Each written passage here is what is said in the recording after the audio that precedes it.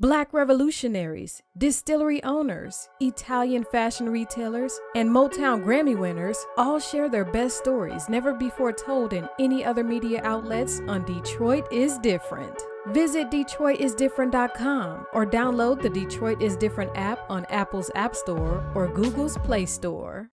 Detroit is different, back in full effect, and we're definitely going to give information that's empowering people about so much that's needed throughout the community. That is the heart of what Detroit is Different is all about.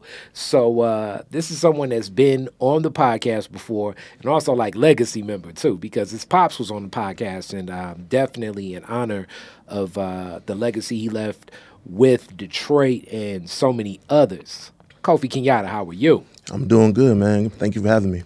Yes, sir. Yes, sir. And today you're representing something in a project that took some time and development, but the beauty of it came together. And it's an organization you work with, and you're working with this organization for some years now. It's transcended. It's definitely impacted so many different Detroiters. And the organization is UpTogether, empowering a lot of people that are dealing with, I guess, what will be labeled poverty, with less resources and not being provided what we need, as we know that Detroit is one of these places, but so many other places across the nation struggle with making sure that needs can be met, ends can be met. And this has been something that you've been working with for a while, and now you're working in policy with it, in programming with it, and just seeing the vision of how a universal basic income is something that not only should be idealistic for Americans, but a reality for Americans, as it's a reality for many other people across the globe. So, with all of that and that long runway for people to see, UpTogether, man. Let's talk about UpTogether. What's UpTogether? Absolutely, man. Thank you for that introduction, man. So UpTogether is a national organization. And so we do a lot of work here in the city of Detroit, but we're actually headquartered in Oakland, California. But we have sites and funds all across the country. And so we're 700,000 plus members strong. Whoa, across the country. Wait, stop that for a second. 700,000. Absolutely. Okay, that's a lot. That's a big membership. Absolutely. It's a big membership, and we experienced tremendous growth, unfortunately, because of the pandemic. And so pre-pandemic, we had a little under 6,000 members nationwide. But we developed a reputation to be able to get dollars out the door quickly to people in need. And so when a lot of our philanthropic and government partners received resources to get to the people, they wanted to utilize a platform that had a proven track record of doing so efficiently. And so we received a lot of CARES Act dollars, a lot of general fund dollars, a lot of philanthropic dollars in order to reach the people who were experiencing a crisis due to the pandemic. And so a lot of our members were out of work or they had additional expenses. And as you and I both know, having that little extra cash can be pivotal, can be transformative. And so that's what we were able to do. And that's why we were able to see such a tremendous growth over the course of the pandemic. But cash is just one element of our work.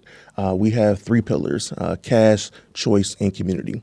And so when we talk about cash, we are fundamental believers that when people have adequate capital, they are able to utilize the funds as they deem fit to achieve whatever their goals are. We believe that people are experts in their own lives. And so when they have access to resources and opportunities, they tend to excel. And the other component is choice. We don't believe in dictating how individuals or families utilize the funds. We believe in family agency. And then thirdly, community. You are an expert in uplifting your community here in Detroit. We are firm believers that in order to achieve as an individual, you have to have a strong support system. And so we want to make sure that all of our partners and stakeholders recognize and invest in the power of community. And then the through line through all of those pillars is racial equity. We are believers that in order to achieve our broad vision, that we have to have a racial equity lens. And And so that is the work that we've been doing. We began here in the city of Detroit in 2014. I led that effort as the local site director. We had a goal of reaching 500 households. We were able to achieve that through the support of some of the local foundations as well as some of the national funders. And then that number exceeded to over 6,000 households right here in the city of Detroit, even more across Michigan due to the pandemic and because of the strong philanthropic support as well as some government support to help scale and expand our work to meet people where they are during the pandemic. And that is such a practical thing that you're providing. So for people that are watching, know that I've definitely engaged, and we're going to talk a lot of this special project that UpTogether launched. But even before this special project, when UpTogether was FII, we were a collective. My sister, Dara, David, my friend Mayo, it was a collective of us working in that. And it was unique just to sit the model of that was basically families coming together monthly, meeting and discussing not just financial, but just like different life patterns of what would be happening. And it was also some tasks that we were tasked with as far as like journaling, task of if we had a savings goal that could be met and matched, and staying with that savings goal. Some of this Detroit is Different equipment comes from back then and meeting with that savings goal and really seeing how collectively a group of people can work around saying like, all right, how do we have this pot of money? How do we have other resources? How do we collectivize beyond just the whole concept of, dealing with people as if like finances are something that you can be so ashamed of or so secretive about and not approaching some of the financial challenges in life as if you're just one, because everyone, I believe, should have an understanding that the way business approaches financing is always bringing in multiple parties, looking for multiple assets, looking for multiple resources. Little Caesars Arena was built a lot upon the tax dollars of Detroiters, even though it was designed and developed, and we know the business functions from one of the wealthiest families in Michigan and in the Midwest region. But it was a collective that brought that together. So applying these principles that make so much sense in business to families should not be as ingenious as it is. It shouldn't be as abnormal as it is, but it is abnormal. So bringing people together around these ideas actually brings a different synergy. You figure out other resources. You sit in meetings and you say, hey, they're saying I need this, that, and the other. And then someone says, well, you can maybe approach it from this way. You can maybe approach it from this lens, just all centered around this. And these discussions about money can be very personal because it's tough. You have friends, you don't want to burden your friends or your family like, hey, things are tight. Or on the flip side, if you do land, you come upon some dollars from whatever may reason. You may hit the lotto. You may have like an insurance policy payout or something like that. What do you do? Who do you talk to? Who do you trust? UpTogether provided resources in reference to that. Yeah. Well, I think really the community provides their own resources. And so our goal is to really highlight the work that is being done in communities across the country all the time. And I just want to go back really quickly to something you mentioned around Little Caesars Arena and how the taxpayers of the city of Detroit really back that whole construction, that project. Absolutely. And so what would it look like for a city of Detroit, or what would it look like in the world when we invest in people the same way we invest in multi-million-dollar corporations, individuals, right? And so we tend to have this, by we, I mean elected officials, our governing society tends to believe in trickle-down economics, right? When you invest in these corporations, they then bring businesses into or bring jobs into the community, and that is how we uplift and build economic mobility. Well, we know that trickle-down economics has failed, and so what would it look like to invest in our greatest asset, which are our people? Right? What would it look like to give tax breaks and incentives to the small Black-owned Detroit-based businesses here in the city of Detroit, which are our lifeblood? What would it look like to invest in communities? What would it look like to invest in community members? And when I say invest, I mean like actual capital, but also invest in opportunities in other resources outside of capital. I think that is the vision that I have for the city of Detroit, that we treat our people like we treat these corporations by investing in them and supporting them to get to help them achieve what they set out to do. And that's really the work of UpTogether that we do all across the country, is really providing a limited amount of resources to people and documenting their journey and working to really change their narrative. We have some really entrenched deficit-based narratives and also racist narratives around people who are experiencing poverty, is that they are experiencing poverty because of their own individual failing. And we at UpTogether know that these are systemic issues that have created a condition for poverty to flourish. Detroit is still the biggest, most impoverished city in this country, and it has been for quite some time. And that should be, to me, it is an embarrassment. It is a shame because in order to have the blackest city and the poorest city, that is intentional. And so I think there are things that we can do intentionally to change that. And it's going to require not only the will of individuals downtown, it's going to really require the will of the people to come together, bringing in that community element. We have to demand more as a community, and we have to do so as a collective. And UpTogether and other organizations are here to assist in that regard, but it's really going to take the effort of the people in order to really achieve the long-term changes that we feel needs to take place, not only in the city, but across the country. Very much so. And let me definitely add that point, as you said. UpTogether, as much as I say, is an organization that definitely not empowering, but more so supporting that platform for people to empower themselves. Absolutely. As they already have been. Absolutely. Understanding that sometimes it's just that little bit extra, or just being able to give a voice to a room like, hey, I need some support here, and that can flourish and provide so much more opportunity. So it's not a idea in where UpTogether is building a framework that people need to walk down and say, hey, this is the path towards freedom. And if you follow this, then you're going to get free. It's more so the opposite. You're following your path. You're following your dreams. You're following where your heart desires are going. What we would like to do is actually be a voice that listens to you and actually be there to support.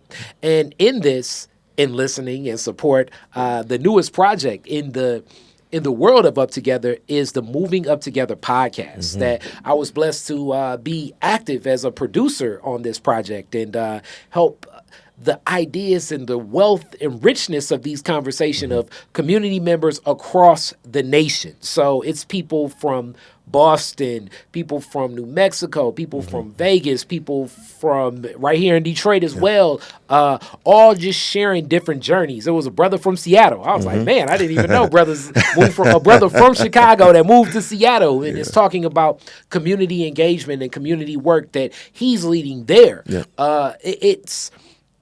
It's been a rich experience just learning the ways that people are approaching developing and finding value in who they are beyond, quote unquote, what's in their bank account. Not valuing one another materialistically, but more so values intrinsically. Right. All of the podcasts have different lessons. It's a segment in there where they're giving game, and that game, free as I'm game. Always speaking about that game, game is information per se, but it's deep because some of that free game giving are just things that you can apply right now. And those applicable lessons, what can be practical, what you can do right now, it's empowering. So the Moving UpTogether podcast, talk a little bit about that and the vision of it, because the vision was from you.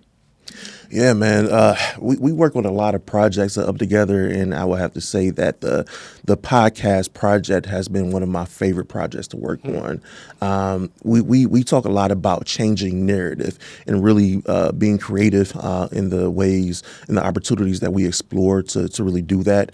And so we develop a lot of mechanisms. And so I think a few years ago we were having a conversation around some alternative ways that we can deploy in order to really get the message out there and really accelerate the narrative change that we're hoping for. And now I just got fresh out of a podcast that I was listening to, and I was like, this is, these podcasts that I listen to on my way to work or when I'm on a road trip are very informative. And I know a lot of individuals are getting into podcasts. I think it would be great if Up Together had our own podcast.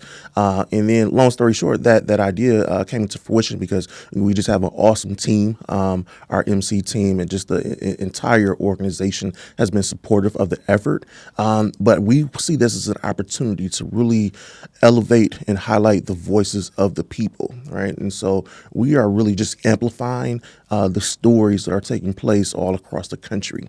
And we know how important controlling your own narrative is because narratives really shape policies. And as director of policy and practice, one of the biggest hurdles that I have and my team has is really facts aren't enough for some people, right? You can, show all the data around poverty. You can show them the numbers around, what it looks like to invest in people and the outcomes associated with that, what we call our strength-based approach. But some people are just so entrenched with their beliefs is that, these individuals are poor because they deserve to be poor, because there's some failing on their own and not a systemic cause.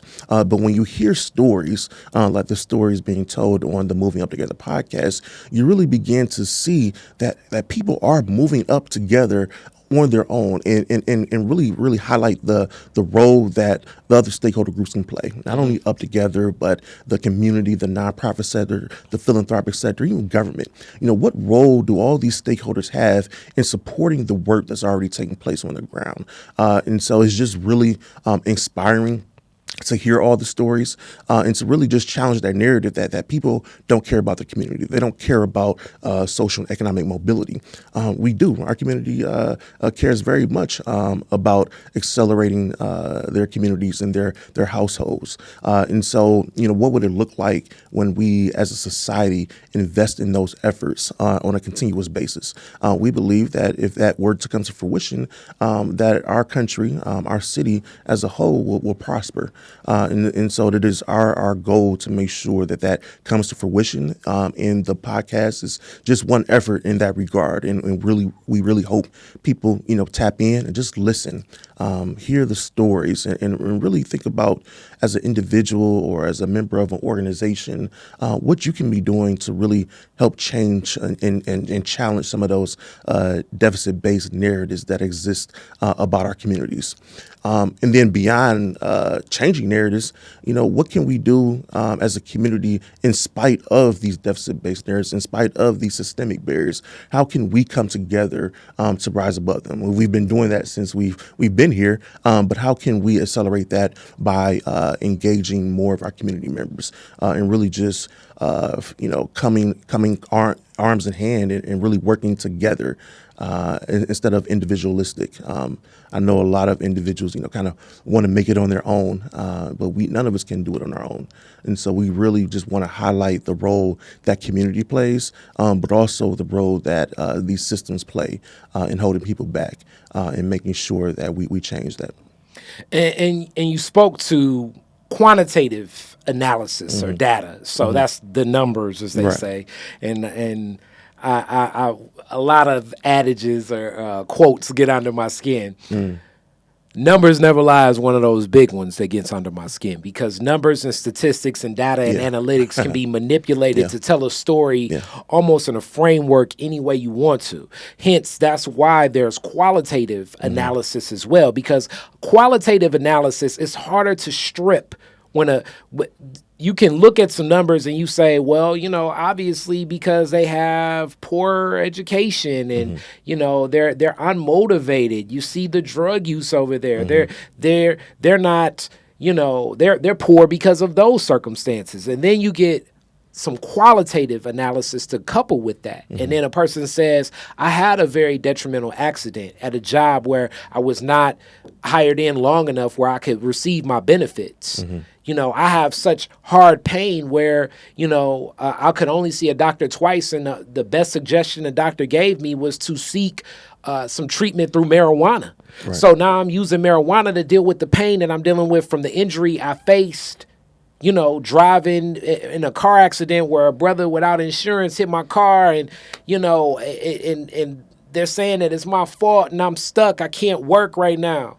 I'm using trees, or I'm using marijuana as a way to deal with the pain, and I'm trying to right set and deal with this. Like when you hear that story, you look at the quantitative analysis and the quotes by a person, and you're like, well, damn, that's a whole different story. Yeah. That's a different reality. Yeah. And then we look at these stories, as so many people are dealing with circumstances like this. When we look at the systemic racism that does exist around us, that's where the beauty of the podcast gives higher context of people that are thriving, recognizing the challenges and the hurdles on the field, but still saying, okay, I'm not going to allow these challenges to pigeonhole where I can go. Yeah. And I'm going to thrive through this, but not necessarily look at the, look at this triumph through tragedy as the champion story. More so look at it like, this is the way of life that I'm living with, but I'm still honoring the fact that this is unfair. Yeah. And those are the stories that really start to, as we say, stick to the ribs of people. Hence, the qualitative balances the quantitative. Yeah. And you're right. It's not just in policy. It's just stories in people's minds. As I've been studying so much more about war ever since this whole Ukraine conflict, and diving deeper in the one thread of truth in most wartime conflicts it's usually some type of event that's qualitative that engages everyone in whatever that war is. It's Pearl Harbor. It's the Gulf of Tonkin. I remember the original Desert Storm. It was a speech given by a young woman talking about how atrocious the people in Iraq were, and sad to say, a lot of this is propaganda, but still, these stories are what connect people. To this is the response of how we're going to respond. And it can sway Senate, Congress, and presidents to now move forward with warlike actions. But the same things happen when we think about initiatives in communities around how communities are either invested in or divested in. As you talk about valuing places and things over people, usually per capita, a majority of the time, this is happening in places where poverty is experienced. Yeah. Places and things are more valued than people. Whereas in places where poverty is not as rampant, people are valued a whole lot more than places and things. And you can see it with the way that the public works works. Public workspaces, communal spaces, even school systems. Like all of this plays a role, where when you look at a different school district in an impoverished school district, things like where are we going to get the money is something that's brought up always. Yeah. Well, even if you look at crime, right? Yeah. The communities that are safest aren't the communities that are more police. They have more resources, and so that goes back to the point around investing in people as a determining factor in some of the outcomes that we want to see. And so I'm glad you mentioned propaganda, right? Because propaganda is just one way to control the narrative. And so if these global powers recognize the importance of narrative, we should also recognize the importance of narrative and the role that it plays in assisting us and achieve some of the things that we want to happen across the country as well. When you're inundated with negativity, right? When you go on social media or you turn on the news, robbery this, murder this, carjacking that, that does something to the psyche, right? When you're constantly being fed negativity. And so I think one of the goals of this podcast is to really be a bright light, not only for our external stakeholders, but more importantly for our members, our community, for them to really hear those stories of individuals like them from communities that they come from, of success and triumph. Not that it was all easy or there wasn't struggle, but how they were able to accomplish the goals that they set out. How do we continue to tell those stories, and how do we continue to challenge the powers that be? Anyone in a position of privilege has a role, I believe, in order to make our society better. I just can't just care about Kofi or my family. I care about my community. And so what are the things that I can do? What can you do? What can we do as a community to uplift one another and tell those stories and hopefully inspire others to do more of the same? We know this is taking place in communities all across the country. There's a lot of great work taking place right here in the city of Detroit, and it really isn't often talked about. We may get a 2-minute clip here and there. Yeah, but the negativity dominates. Most the definitely. narrative. If it bleeds, it leads, kind of thing, right? Yeah. And so I think that does something to a community, and so we have to continue to develop ways to tell our story, and that's why Detroit is different. It's so important. Thank you. Because the work that you all do here is really changing the narrative as well and highlighting those individuals in the community doing great work. And hopefully giving them support that they need in order to continue that. And so much of it, when we think about this, back to that point, propaganda, capitalism itself, and I've gotten on this debate many a time with many people, and this whole idea of rugged individualism, and to a degree, I'd even argue democracy. They're all kind of in that, but more so this whole idea of a rugged individual and capitalism, it's propaganda.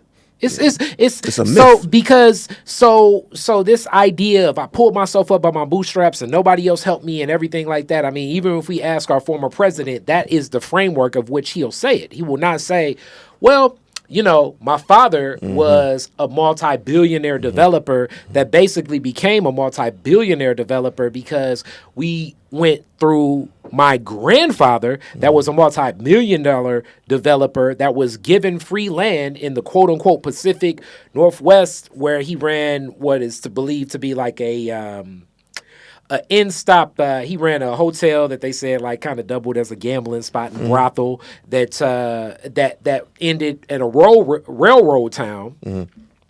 And you take that money, and then Donald Trump's father moves to New York, and he's like, okay, we see a browning and blackening of this New York region. Let's create a suburbs over here where black people don't live. Like, this is like the study of their wealth. And all of this money was funded through government-based programming. There you go. Their money was given, their property was given through government-based funding. So you leverage this. You leverage racism, you leverage whatever white illegal privilege, white privilege, illegal activities, and then you turn around and you say, hey, I did this all by myself. And it's like, where did you get it? Where did you get it? Little Caesars Arena is built, but it's built on the tax dollars of, as you say, one of the poorest cities.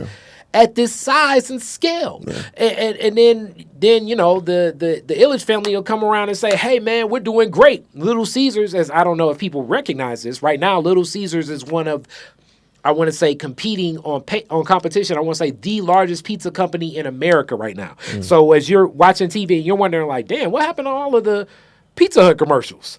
Because Little Caesars right now is the leading pizza industry. You can go across the world, you're going to see Little Caesars. So on the same leverage where they're getting loans extended and they don't mind using loans to develop in different places to do their business, they're going to rely on the city to give them money, even though now they're in such a a business advantageous point where they're still exploiting public assets and public resources to function and make their real dollars in profit. Hence, I say this is social.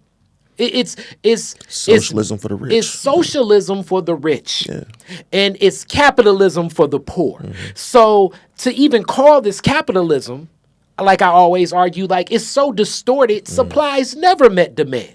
You know, there's no too big to fail. If there's too big to fail, there should be too small to fail. I mean, any economist could make the argument. You know what I'm saying? A person that started, you know, if our little cousin started a lemonade stand, why do they deserve to fail when, Wachovia doesn't deserve to fail, or Bear Stearns doesn't deserve to fail, or WAMU doesn't deserve to fail? It should be the same across the board. Hence, this is a distorted reality in the first place. And really, when we get to the root of the start of this nation, as I always say, the start of this nation was started upon a criminal enterprise, as my dad always says, because even, I guess you would say the United Kingdom, which stole all of their wealth from other nations and colonizing and things like that, basically lent from the Western banks money for America to start. And then at one point in time, America, kind of did a backdoor deal with Portugal and Spain and some of the other nations and said, hey, if you give us enough money, we'll kill these redcoats, get them off the island, and then we'll start trading sugars and whatever goods with you instead.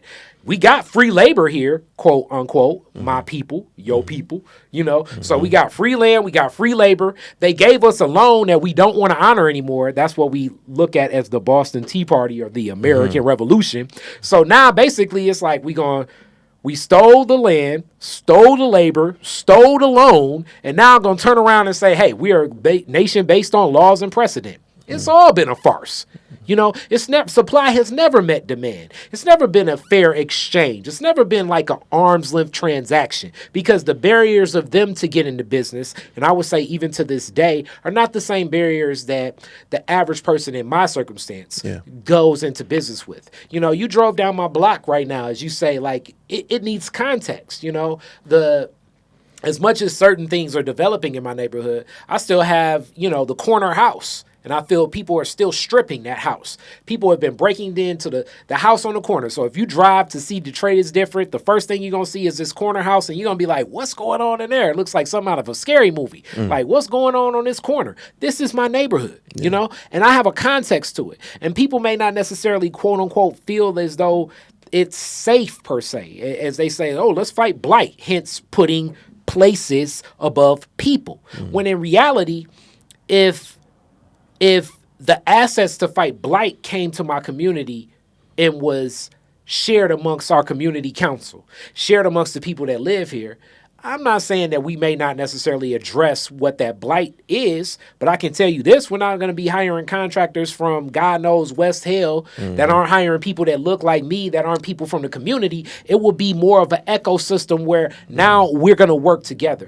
We're going to talk together. We're going to engage together. It won't be an outsider coming in, taking more of my tax money to implement something in my community, because all that's going to happen next is the next house. Now, by tearing that house down, the property's values change a little bit. And now this house becomes abandoned, and the same cycle happens over and over again because it wasn't inclusive of my community. Right.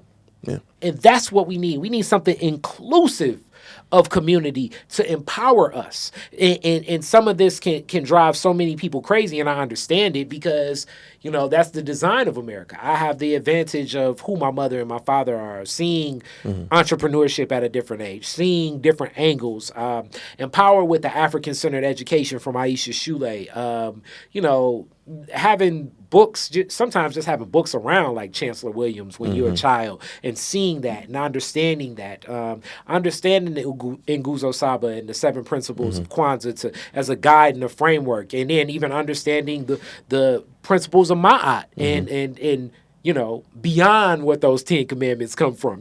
This is a framework that I'm built upon, but I recognize that a lot of my neighbors necessarily didn't have. And now they're in this psychosis, shout out Dr. Amos Wilson, of living in America in blackness.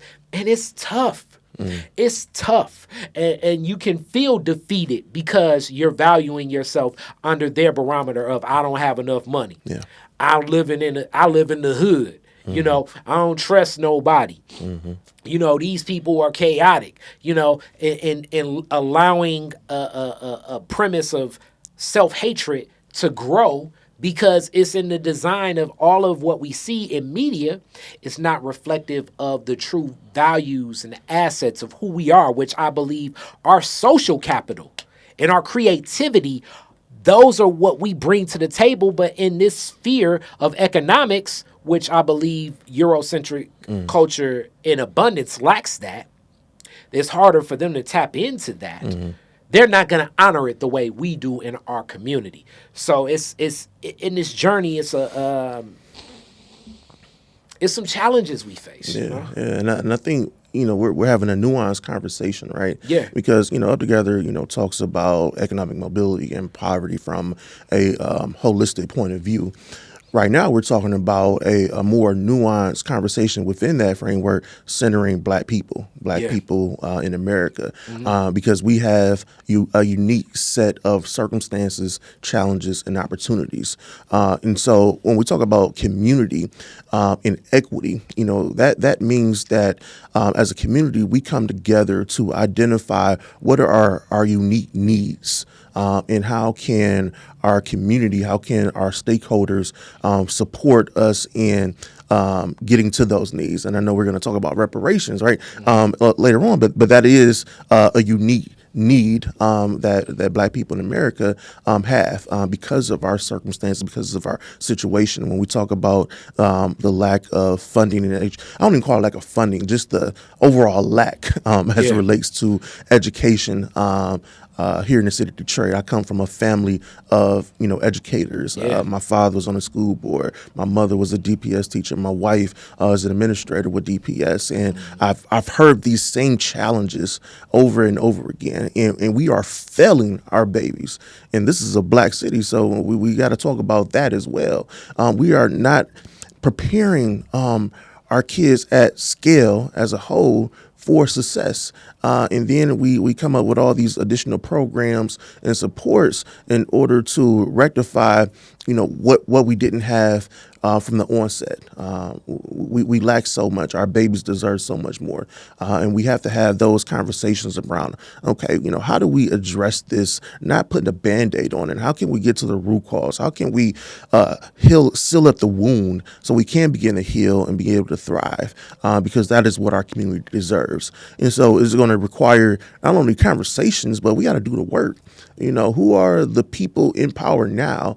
And we need to do a fundamental analysis. Do they have the best interests of our community? Are they engaging in policies and practice that have the best interests of Detroit, of real Detroit? And if not, we got to get them out of there. But that also requires an elevation of consciousness of the people.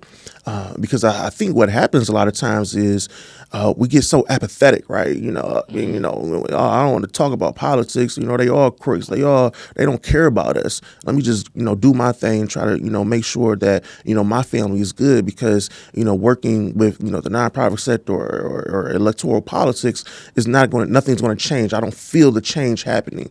And it's hard to argue that, when, we see the same things happening decade after decade. But I do believe that there are things that we can do within the system, but also outside the system, in order to make sure that our community is whole, that our community is safe, that our community is thriving. And I think it is incumbent upon all of us to build the foundation for our children to continue to build on.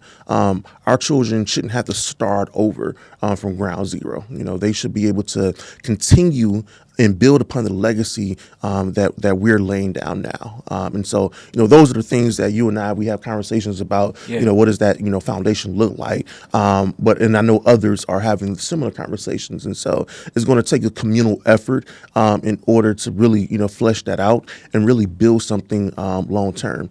Because, the longer we wait, the more our people suffer. And we've been suffering for a long time in this country, and we have a role in order to mitigate that suffering. And I use the three, and we're talking about working on something. The big three words right now that come to mind when we think of our people: apathetic, misguided, and confused.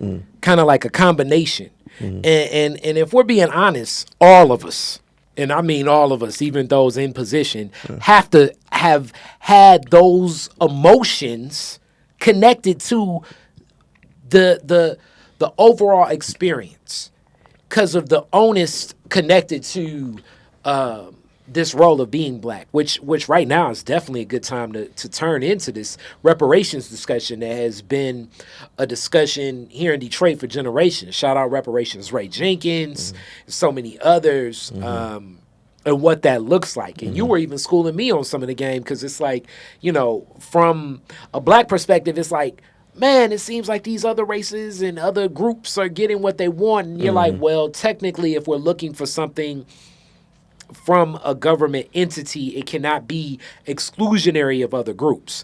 And it will fall into what I guess is labeled nowadays as like catch-all policies. But what does that look like? Why does it look like that? And then sometimes I feel like, man, can't we just, be gangster about it? Can't we have a cause to action for the wrongs connected? And maybe it may not even necessarily be as government based as much as it's so many banks and insurance industries that were directly involved in the transatlantic slave trade. Families that profited from the transatlantic slave trade that we hold accountable. Now, for this to happen, I'm speaking idealistically, personally. And I think as of now, and it was a couple years ago, Randall Robinson's The Debt is probably the best read into the study of reparations that I've tapped into personally. But it's so many other works out there. Actually, my homeboy, white dude too, Don Hart Jr. wrote almost not necessarily his dissertation, but the paper before his dissertation in reference to exploring this from Harvard, and I liked even some of the pieces that he had in reference to it. But it's a very hot topic. And I use it personally. I'm going to be honest with you. I use it as a like almost like a jab in a boxing round. Anytime a person runs for office, I'm like, "What's your stance on reparations?" Anytime a person steps in my community and says they really want to help black people, especially if they're not black, but even sometimes if they are black, what's your stance on reparations? And just to see where they stand. And if it seems still so far-fetched, because we've seen other actions take place. Please explain to me a little bit more and share with my audience, that are a little apathetic, confused and misguided in reference to what this reparations looks like. Will, the HR 40 bill ever come to life? Should we even look at that? Should we pivot from government? Should we just look right at these businesses and corporations that we know still exist? I mean, my bank, good old JP Morgan Chase, taking money from Kanye West. That's a heavy one that was in the slave trade. Bank of America, really, actually every large bank that you can think of was involved in the slave trade. So, what do you think? How should we look at this? Because this is something you've definitely studied and have information on. Yeah, absolutely. There is a case to be made for reparations, and we, as you mentioned, have been advocating for reparations for a while. Now, there are some challenges that we face. One is Supreme Court precedent, and the 14th Amendment, really talks about, the Equal Protection Clause, and when certain protected classes like race and religion have to fall under strict scrutiny review, which is the strongest review standard. And I'm not a lawyer, so I'm not going to get into the legalese of strict scrutiny. But essentially, a lot of the Equal Protection Clause, which were, really developed in, some of the Civil Rights Acts in order to prevent discrimination, to black people are now being utilized to prevent oppress us, to oppress us from getting it. Exactly. Boy, that's the other side of this game, boy. America will throw a curveball at you. You know what I'm saying? You thinking like, yes, we got something. You know what I'm saying? Like, here's another classic curveball. My bad. Yeah, no, you good. Our president, as we call him right now, our President Biden's crime bill, it had a lot of black support back then, because in retrospect, the thought process was, this will clean up the community. We won't have to deal with any more crack. A lot of our elders that are still alive were deceived by the way that it was used. The same way that I believe a lot of our brothers and sisters that participated in the transatlantic slave trade did not understand what was going to happen to our people, because their idea of enslavement was different. A lot of the people then with the crime bill's idea of, okay, they're going to clean up the streets. They had no idea that it would lead to the massive incarceration in the prison industrial complex that it created. And I'm definitely not letting our current president off the hook for that. Another reason why it's like, oh, that guy. Ugh. But not just him, it's so many others. But it was a lot of black allies that were being propped up in that were being deceived about how that bill would be executed. Yeah, we were just talking about narrative and how important narrative is when it comes to influencing policy. And so if the narrative is that, crime is running rampant, and our short-sighted solution to crime is, well, let's just hire more police officers and lock more people up, as if that is going to solve the issue at hand, if that's going to address the root causes. And as we all know, when you incarcerate individuals, you're really destroying households, you're really destroying families. And then there's a ripple impact from those destabilized households that impacts the kids, that impacts society as a whole. But it's a short-sighted, not even a solution, it's a short-sighted reaction. Yes. It is lazy. It's really just lazy. Yeah. Crime, police. And so we know there are things that can reduce crime, such as investing in people, such as supporting community violence interrupters, investing in spaces where communities are coming together. But going back to the reparations conversation really quick. But I see that all as interconnected. Absolutely. But continue. Absolutely, it's definitely all intertwined, like many things are. When I think about reparations, and I think about the feasibility of black folks in America receiving reparations in our lifetime, in my lifetime, I'm not really optimistic, to be honest, because there are some extreme systemic hurdles. The Constitution being one, the lack of political will being another. All that said, when I look at reparations, I think about, the power dynamics and, what are the levers of power in order that we need as a community to exert our will.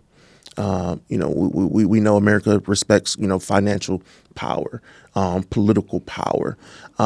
And by and large, at scale, we have resources, but we don't have the financial might as a community in isolation in order to, challenge the beast, right?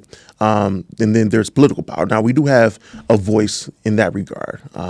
We can utilize our political power in order to effectuate change. And then there's communal power. What does it look like to build a movement? If you had 35, 40 plus billion black folks and, how many ever allies that we had that may support reparations. What if we moved on one accord in demanding reparations instead of saying, let HR 40, be introduced and fail time and time again? How can we demand action for the things that we believe that are owed to us that will really benefit us as a community? And so that's what I think about. What are the levers of power that we can control in order to achieve some of the things that we feel that we deserve? Because we don't utilize the power that we have at our disposal. We're essentially just begging our oppressor to not oppress us so much and apologize for the historical and current wrongs. And I don't see that working. I see we have to really flex. We have to flex the muscles that we do have in order to achieve what we want. And so I think that comes into play when we talk about reparations. There is a growing movement around reparations. You have cities across the country that are formulating task force. Detroit included. Detroit included, and a lot of other cities as well. And so I think that momentum is good as it relates to highlighting the importance of reparation and building momentum.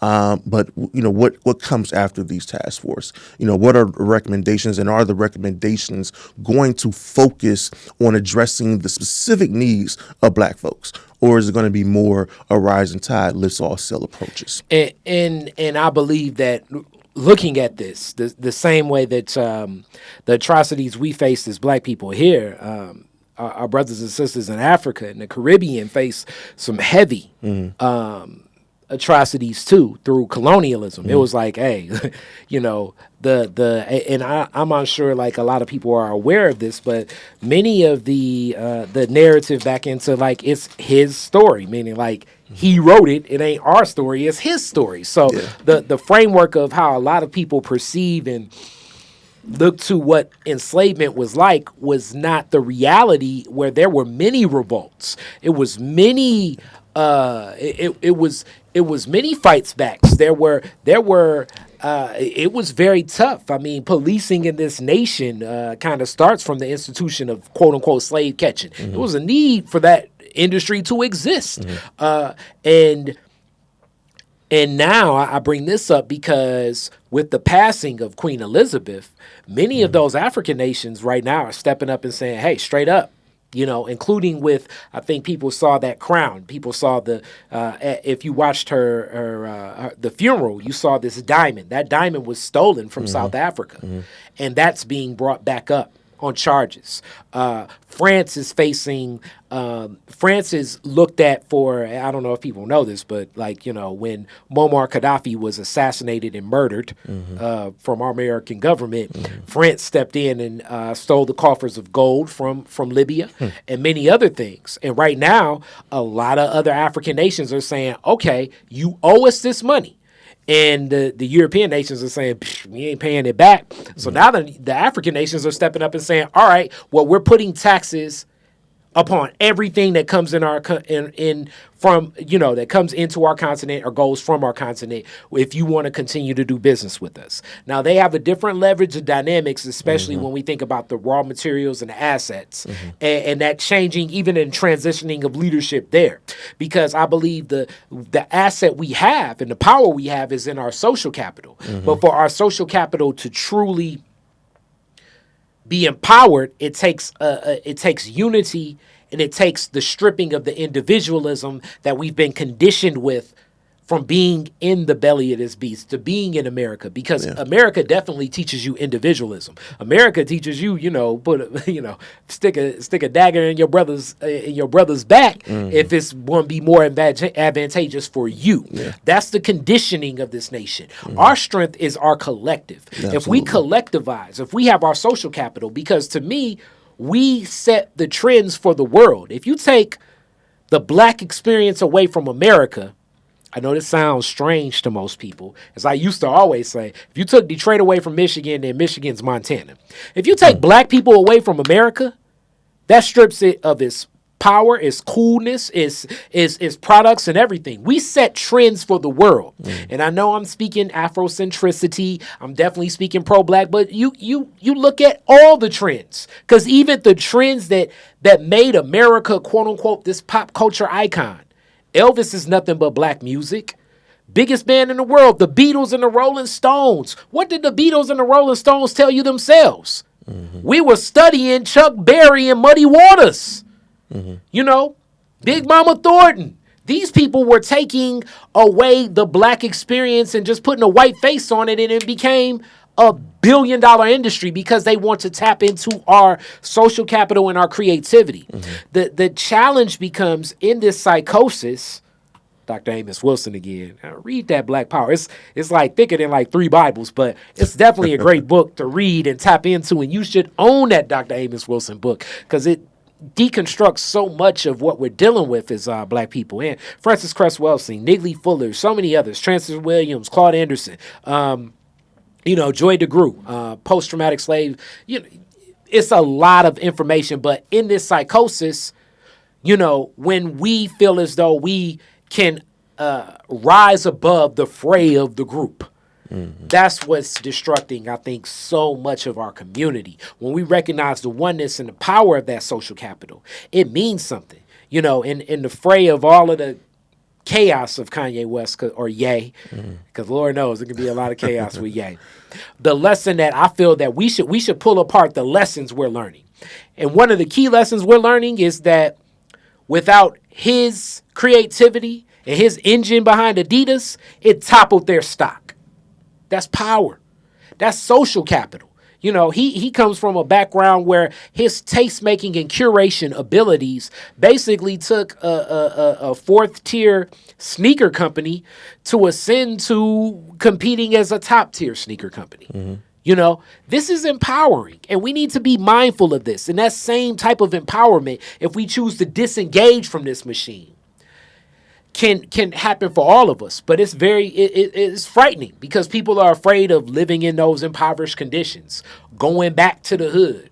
I was trying to get out of the hood, but it's like you get out of the hood with this golden handcuff of not aligning with the people. And what sense does it make? And I can only imagine the unfulfilled nature of heart and mind to know that, yeah, you got a big house, you got a couple cars, but you're not aligned with the people.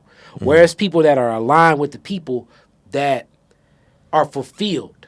And it's a fulfilling experience when you can align with the people. And that's really the movement and propaganda I want to start creating. Yeah. Align with your people. Yeah. Align with your people, Yeah, man, I completely agree. I'm a believer that if you build it, they will come. And, we can have these conversations and we can have these conversations with people in our network and we get it, right? We all on the same page for the most part in that regard, but when I think about, what about the, we near Linwood, what about the average brother or sister on Linwood? Are they on the same wavelength as we are, right? And probably not, right?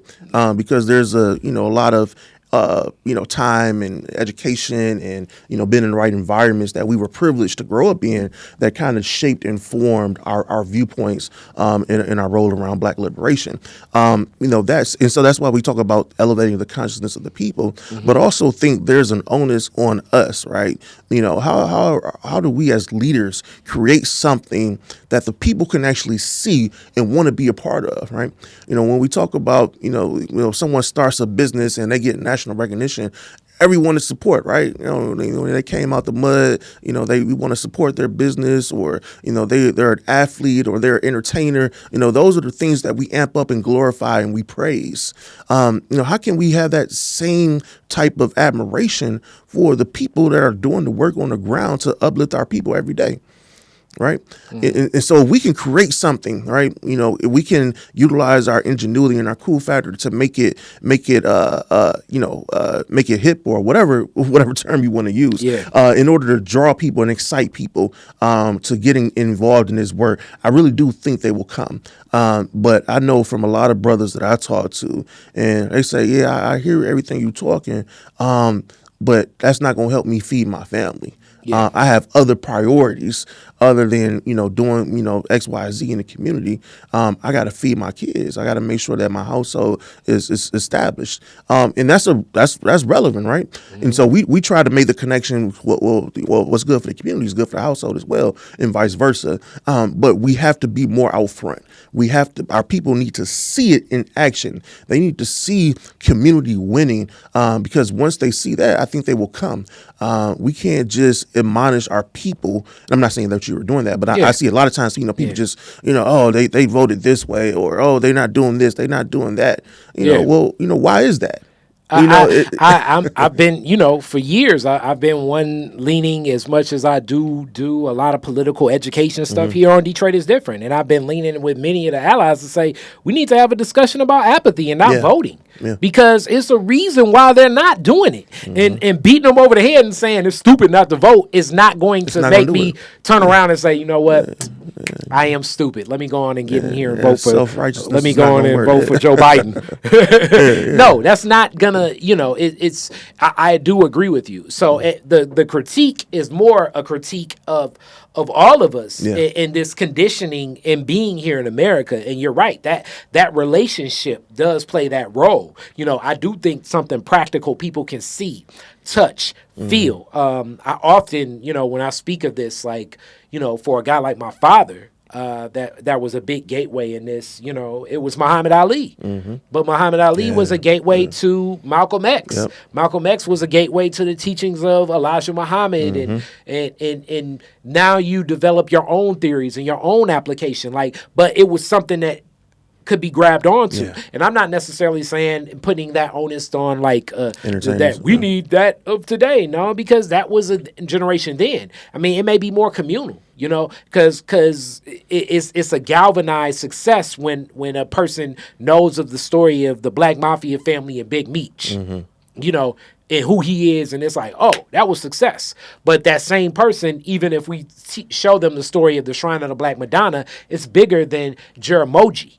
It's the collective, you know. So when does that collective story, when do, you know, the onus kind of falls on me, the storytellers, the people with this media, to make sure that story gets told, as much as I'm definitely not taking anything away from Jaramogi, but the collectiveness of it is the empowerment. You know, when we think of the Panthers, as much as we'll look to Huey and Bobby, you know, Elaine Steele and so many of the others, it's more it's the collective. It's the people that were in those chapters day to day.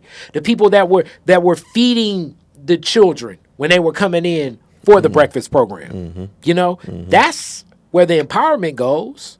You know, and how do we hype and exalt that, which really is counterproductive of everything in American media and what we've been conditioned to, because American media and how we've been conditioned is we look to who that person is, usually a man, you know, as this person is just so brilliant, and they just sit and walk in and just, you know, share a little bit of information, and it empowers everybody. That's really not the functionality of how this goes.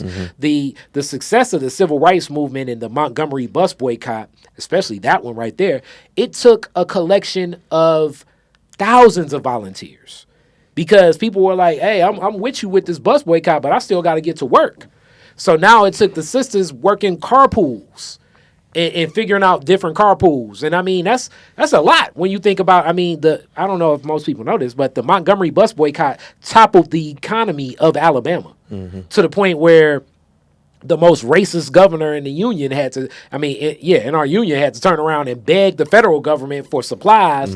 And the federal government turned and told that governor, you better figure out how to make this work. Right. It was you that decided to engage in this, and you didn't think that they would have the ingenuity to work around this.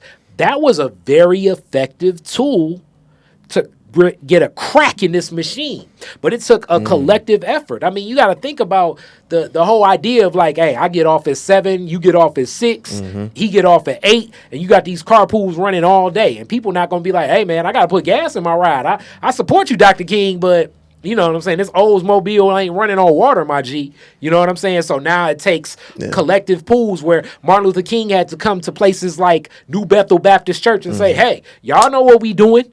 Y'all put this in our collection plate so we can make sure that these cars are running. Make sure that those carpool, make sure they got gas. Give them extra money. Give them a sandwich. Hey, they gonna wait a little bit longer. They may get picked up long. You know, you get off work at 7. You may get your ride around 7:30 to 8, but you don't mind it because you got a good turkey sandwich made by Miss Martha or something. Like that was a very strategic, executed, really militaristic, like warlike tactics to execute that Montgomery bus boycott effectively. Yeah, and I want to pick up right there actually, because I think there are lessons learned from the civil rights movement that will really help shape, what we need to do currently, right? So when we think about, American history, we think about the 60s and the civil rights era, we think about, why was the community so strong in that moment? And it seems like, most people say we were more together then, right, than we are now. Well, the racism was a lot more overt then, right? And so when the racism is in your face, right, and you feel it, I think that is a driving factor in communities coming together. So to bring it back to like present day, when we see a police killing of an unarmed black person on camera, right, there's a lot of traction, a lot of media attention, everyone in the city, all black folks know what's going on, right, versus, well, if you don't see it, it's pretty much crickets, right? If it's not caught on tape, you probably won't hear about it at all, right? But when it's on video, right, and then going back into the the March on Selma, when where folks were beaten on Emmett Pettus Bridge, right, and those shots, those stills were broadcasted across the country and the world, that's when things began to change, because we saw it happening, right? When you see things happening, when you feel things happening, I think it's a lot easier for folks to galvanize in order to push for change. And I think that's the sinister aspect of American racism is now a lot of it is covert. Mm-hmm. A lot of it is in the policies and practices, in the behaviors of these institutions that aren't visible, right? Well, I like to say it's on cruise control too. So it can even be black faces enacting that too. Racism towards black people. And when I say it's on cruise control, because there are boxes, there are policies. My homeboy just texted me something on Airbnb where like basically a lot of the questions were questions around like, will you be frying food and things like that. It's like, hey, are they trying to ask am I black? Then the owner just went out and said, just give me some of the background information, age, background, race. Of who's interested. And this is like, I don't know if anybody's ever went to Airbnb, but usually you put a bid out for Airbnb and then the owner like may send a message to you and say, hey, are you in town for a conference, no parties or whatever? And then they accept. But then he was like, hey, I'm about to put in a racial discrimination. I'm putting in a racial discrimination, I guess, grievance with Airbnb around this. But before he was asking all these other like questions. And that's the thing. It's a lot of that covert racism. You feel it in a different way, and you can't really pinpoint it the same. And then you bring it up, and then people are like, "Well, they may just, will you be playing rap music? I mean, that may be a legitimate question or will you be? No, it's like, will you be playing music with profanity in it? You know what I'm saying? And violent references, and you be thinking to yourself like." Like, is this Airbnb guy being racist? Am I tripping? Am I not? That's the covert thing. It's like you have to. It messes with your mind a little bit more. Yeah, and it's almost a form of gaslighting, right? Because you're like, well, is this really racist, or do they really care if I fry chicken or not? You know what I'm saying? It's a lot different than saying no N-words allowed, right? No blacks allowed, right? Yeah. That's abrasive. That's an affront. Everyone know that's wrong. But now it's more covert, and so there's there's a lot more leeway in that regard, and we see the same thing happening in policies that disproportionately and negatively impact black people, right? Yeah. But it's not overt, right? And so it's kind of hard to challenge, right? And then when we have conversations with our community members, we try to explain the web, that is in some of these policies and these decisions that are making is complex and it's complicated, and a lot of people tune out, right? Because they aren't going to the city council meetings, they aren't reading the minutes of what's happening, and so they can kind of get lost, and I think that is the danger, because that makes it more sinister and more impactful, because it is covert. And then also in this propaganda, the other narrative of these champion, I call it, that's the American ethic is the champion ethic. So meaning that, one will be plucked out, exalted as a champion. Why can't you be more like him? Yeah. Look at Ben Carson. He did it. And then you'll get then Ben Carson will come on stage and say, hey, I did it. You know what I'm saying? I was going to Cooley. You read my gifted hands. I was stabbing a guy. I was in a gang. And now I've just switched over to neuroscience, and I'm the best brain surgeon on earth. And I'm such a good brain surgeon. I'm going to run HUD. Even though I don't really know anything about urban development, but you know what I'm saying. That's what I'm doing now. And then you look at it and you're like, well, I'm black and I grew up in an urban environment. I guess I can run HUD.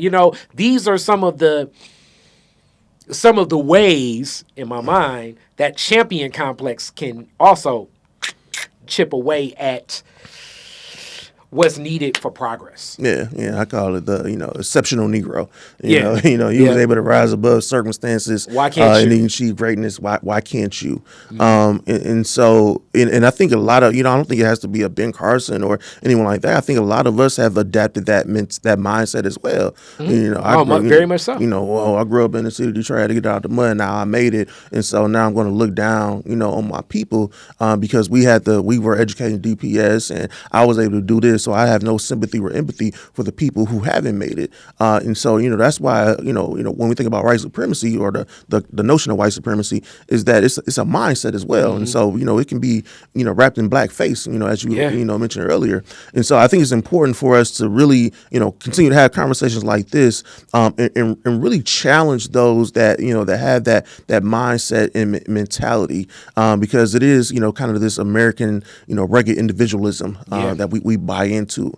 And I think, as, descendants of African people, we really have to get back to that communal spirit and really working with one another to uplift our community as a whole.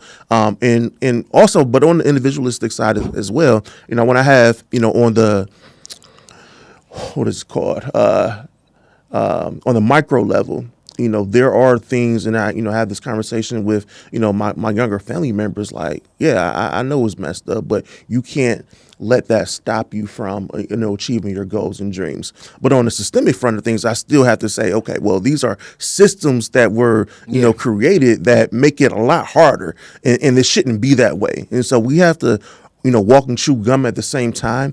But I think we tend to be lopsided on the individual side of things. Like, we have to do this on our own versus, challenging the systems that make it harder for us. And I think we need, advocates on the systemic side in order to help us as a whole. And we just need, it doesn't have to be elected officials, individuals that, it may be an organization. It may be the individuals that are working for the elected officials. A lot of the success that we've had and really shifting some of the deficit-based policies to more strength basis come through having conversations with the cities that have an equity office where there's an aligned person that that oversees the Health and Human Services Department and working with those individuals to really change their policies within their scope of influence that really and then build from there. And so there are things that we can do all over, especially here in the city of Detroit.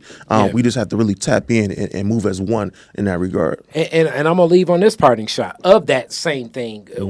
Sometimes it's the cultural competencies, like as we're seeing more dog parks and bike lanes and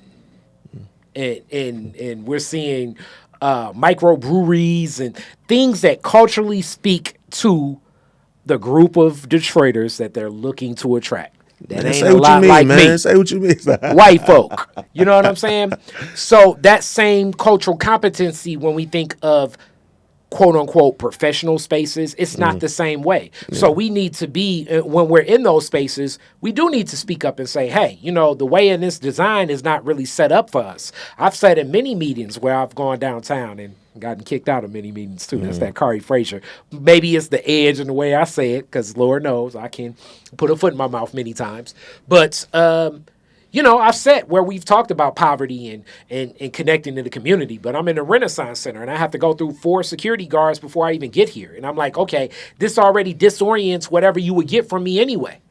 I'm on the block with the blighted house down the street. A lot of my people are used to this. So you should come to my community if you want to engage in my community. Something simple like that changes and disorients things. Instead of me being uncomfortable and you want to engage with me, you take on some of this discomfort.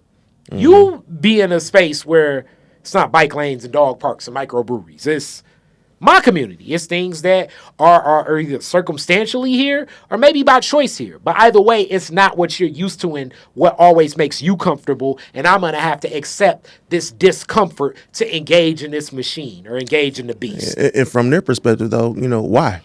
If I'm going to win anyway, if I'm going to get what I want anyway, why engage in equity? Why come to the community if I'm going to win anyway?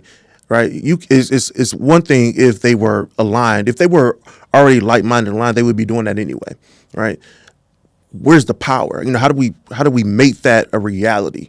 How do we leverage the power that we do have as a community to force our will instead of asking for it?